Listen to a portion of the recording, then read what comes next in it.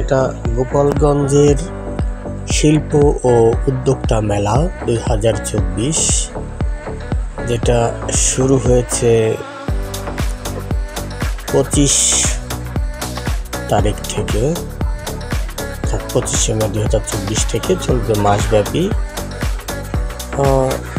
ভেতরে মোটামুটি কিছু স্টল আছে, যেটা এখনো কাজ শেষ হয়নি, চলছে কাজ।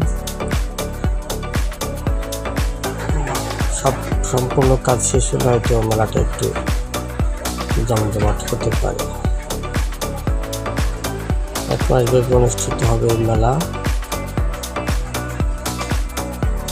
যদিও মেলার মাঠ এরিয়া মোটামুটি ছোট, বেশি বড় না, তারপরও মোটামুটি আয়োজকরা আয়োজন করার চেষ্টা করছে।